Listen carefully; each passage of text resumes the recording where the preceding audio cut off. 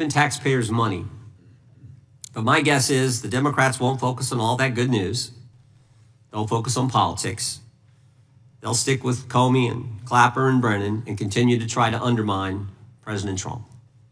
With that, I yield to the ranking member for an opening statement. Thank you very much, Mr. Chairman, and welcome, Director Patel. You and I have not had the opportunity to meet, and alas, you failed to respond to the 8 oversight letters I've sent you over the last 7 months. So we do have a lot of questions piling up for you, but I want to start with a word of praise. The first FBI director was J. Edgar Hoover, who steadfastly refused to hire women, African Americans, and other minorities as agents. And although he was a closeted homosexual who lived in domestic partnership for decades with Clyde Tolson, he also participated in anti-gay crusades. He aggressively promoted what we would today call white Christian nationalism, and he would undoubtedly be turning over in his grave to see as one of his successors a first-generation Indian American and a proud Hindu. So I congratulate you on being a breakthrough in this sense and being a beneficiary of the civil rights movement that opened up the FBI and the federal workforce to lots of people who never would have been hired in its first decades. Alas, you share J. Edgar Hoover's dangerous obsession with blind loyalty over professionalism and effective public policy. For Hoover, it was blind loyalty to him in keeping his secrets. For you, it's blind loyalty to Donald Trump in keeping his secrets. During your confirmation, it was widely noted on all sides that your primary qualification was your unwavering loyalty to Trump. Unlike other directors, you had no work experience at the FBI, but you had made over 1,000 media and political appearances in support of Trump's campaign. Your Senate confirmation vote was 51-49, the closest in history, with your opponents warning you were not qualified and had no interest in actually developing the qualifications for the job. I hoped that they were wrong. Alas, they were not. While most other new FBI directors drew on their experience as FBI agents, you didn't have that. But you did write a picture book trilogy for children ages 5 and up based on your experience clashing with President Trump's political enemies. In your book, you describe your literary alter ego, Kash the Knight, as a wacky, easily bored wizard carrying out King Donald's vengeance by driving his enemies out of the kingdom. In the books, King Donald is besieged by the evil Hillary Queentown, but saved in the end by Kash. Then Kash goes on to catch mules who are stealing the 2020 election for the great King Donald from Sleepy Joe. And then in the third book, Kash takes down the Dragon of the Jalapenos, nicknamed the DOJ. Your supporters had hoped that you would graduate from imagining yourself a romantic fairy tale knight to actually running America's premier federal law enforcement agency. Alas, just as we've learned how dangerous it is to put a science-denying anti-vaxxer in charge of our public health, we've learned how dangerous it is to name as director of the FBI a man who thinks of himself as a fairy tale knight who keeps a fire-breathing dragon named DOJ at home to forcibly drive villains out of the kingdom. When Charlie Kirk was assassinated, while his killer was still on the loose, you decided you didn't need to be at FBI headquarters in Washington to work with your team while the chaotic manhunt unfolded. You spent your evening dining in a swanky Midtown Manhattan restaurant and tweeting out false information that the subject of the shooting was in custody, a statement you had to retract 1 hour later. Your performance was so disturbing that even the MAGA base was alarmed. Culture warrior Christopher Rufo, who just a few months ago sat in your chair as a Republican witness, observed that you performed terribly, and he called for your ouster.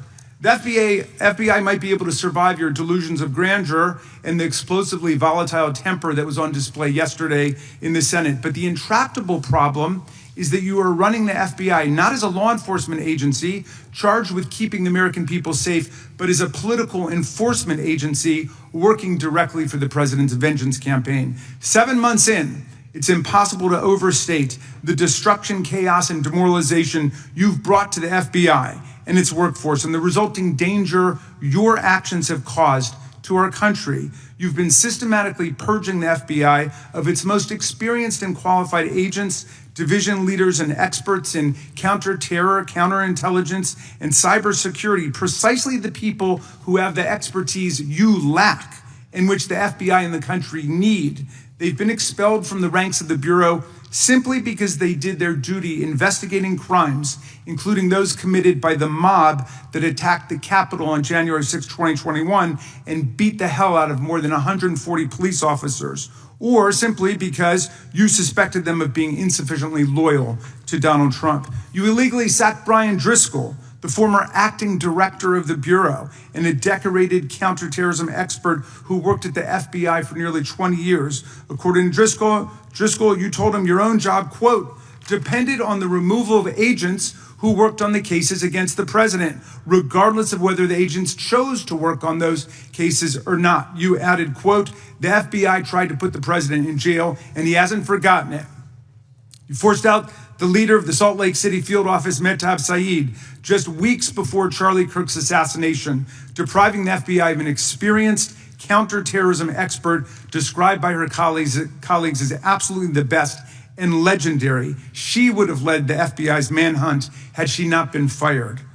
When Trump decided that rounding up immigrants with no criminal records was more important than preventing crimes like human trafficking of women and girls, drug dealing, terrorism, and fraud, you ordered the 25 largest field offices to divert thousands of agents away from chasing down violent criminals, sex traffickers, fraudsters, and scammers to carry out this immigration crackdown. Director Patel, you treated the men and women at FBI with disrespect and paranoia. You've assembled a roving band of freelancing henchmen within your office and charged them with conducting unauthorized investigations, targeting and harassing career FBI employees. Amazingly, you forced senior leadership to repeatedly take polygraph tests to prove their political loyalty and pushed out leaders who refused these demeaning exercises. And now we're seeing one very clear reason why you want to build a political FBI. The Epstein files. You want an FBI blindly loyal to Trump and to you as his enforcer so you can continue your cover-up of a massive international sex trafficking ring with more than 1,000 victims, betraying all of the survivors of the sexual violence. Before you got in this job, you called for full release of Epstein files, telling podcaster Benny Johnson that the only reason the list was not released by DOJ and FBI was, quote, because of who's on that list.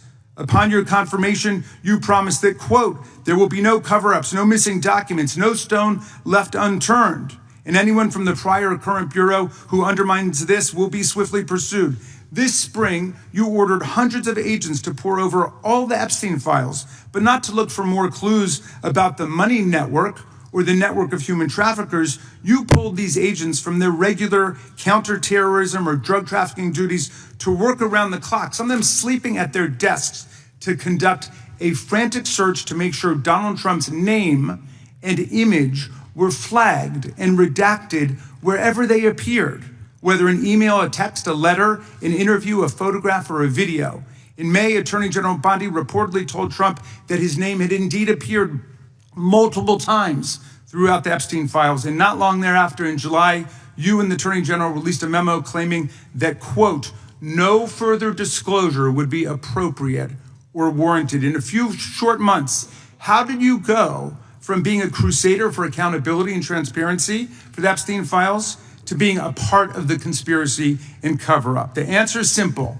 You said it yourself, because of who's on that list. Donald Trump's relationship with Epstein over the years is well documented. A week ago, the Oversight Committee released Trump's disturbing birthday book, Note to Epstein, written over a drawing of a woman's naked body, referring to a, quote, wonderful secret. The Oversight Committee obtained the note from the Epstein estate, not from the FBI, raising questions again of whether the FBI has been withholding documents. While you're unleashing the FBI to cater to Trump's desire to shut down the Epstein inquiry, the first 9 months of the Trump presidency have seen a spate of political violence and domestic terror events. We saw deadly attacks on political figures on both the left and the right. The brutal assassination of Minnesota Democratic House Speaker Melissa Hortman and her husband, and the attempted murder of Democratic State Senator John Hoffman and his wife, who miraculously survived a combined 17 gunshots. We saw an arsonist set Pennsylvania Governor Josh Shapiro's residence on fire. And of course, last week, we saw the horrific cold-blooded assassination of Charlie Kirk in Utah that has shaken the nation.